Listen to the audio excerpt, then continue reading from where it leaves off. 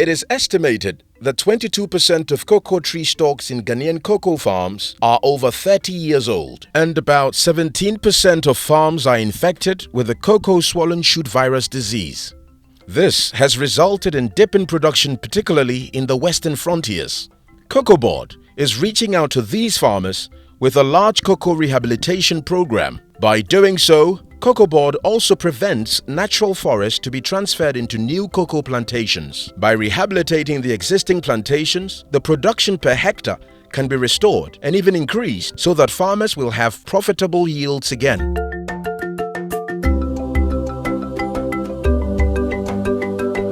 The rehabilitation of old cocoa plantations takes up to 3 to 5 years. The activities of the first year focus on engagement with farmers, complete removal of old cocoa trees to prepare the land, and farm design.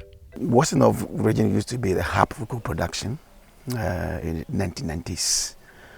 But a little over 10 years ago, the production started dipping. It continues to dip.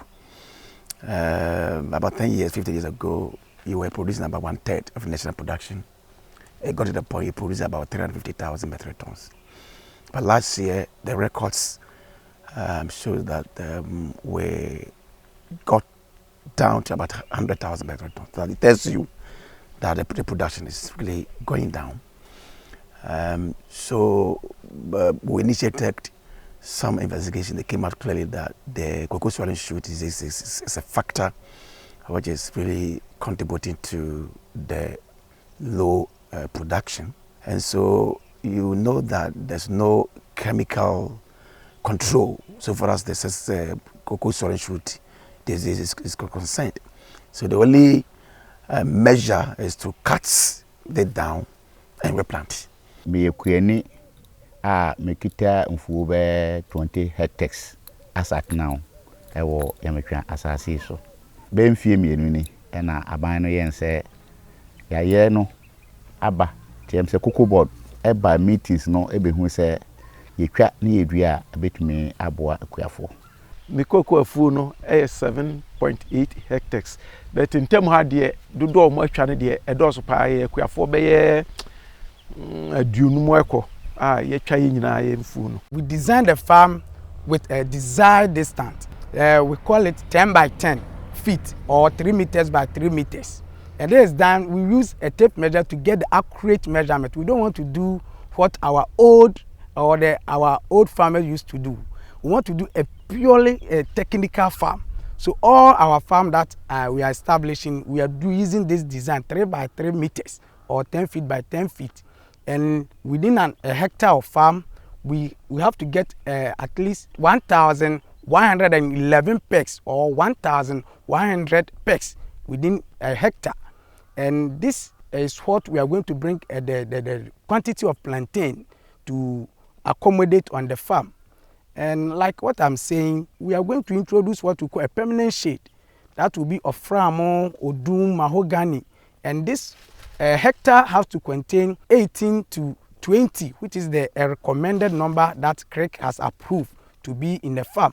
And we are doing all these things to get what we call the cocoa agroforestry system. Like what I'm saying, our rainy season nowadays is not good. So wherever you see a peg is where we are going to plant the plantain. And when the plantain is established, we plant cocoa. So we call one cocoa, one plantain, as we used to demonstrate to our farmers. During the second year of the cocoa rehabilitation process, new cocoa varieties will be planted. Hybrid seedlings nursery, digging planting holes, mulching, and cultural maintenance.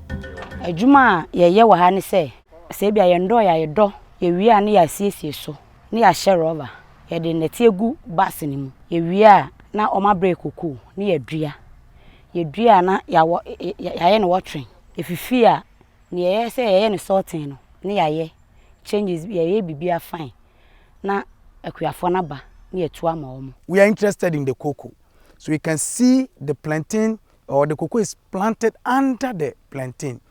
The plantain, the seedostem of the plantain produce a lot of water, which support the cocoa during the drying season. So you can see, though it's not raining, but the cocoa is doing good.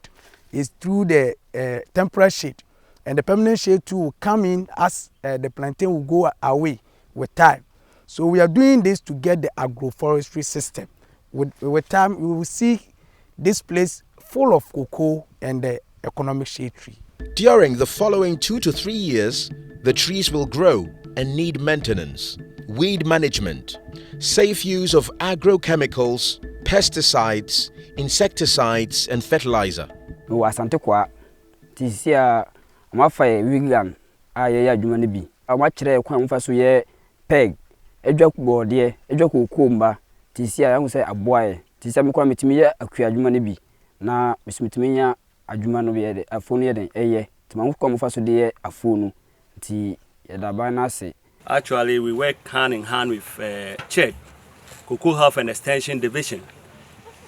As our name also determines, we are seed production division. We produce the seedlings, but we don't distribute it. It's the CHED people. They have the personnel to go to the communities, the farm areas. So they have to go and measure the farms. Then, based on that, we will also do the distribution. And the distribution is free of charge. All these things that I'm mentioning, the cocoa, the plantain, the weeding, is for free for farmers. Government is taking care of all this. The land that we plant the cocoa belongs to the chiefs. Government has paid for the farmer to be or to stay on the land for 50 years. The farmer is not paying anything. Government will then pay each hectare is 1,000 cedis to the farmer when the cocoa is cut. This intervention is helping a lot. The local market, the local people, and the farmers, the chiefs, the entire globe or the entire district is benefiting from this project. After 3 years, the new cocoa trees will start producing and farmers will be able to enjoy the higher yields, harvesting and pod breaking, drying and fermentation. The rehabilitation of cocoa farms help farmers to increase the yields per hectare and get a decent income from cocoa production. It will also make their sons and daughters enthusiastic to follow up on cocoa farming. The cocoa rehabilitation system, by using agroforestry techniques, will help farmers also to grow food and wood. Rehabilitating old cocoa farms will conserve the remaining natural forests, since there is no longer a need to encroach on new forest areas for cocoa production.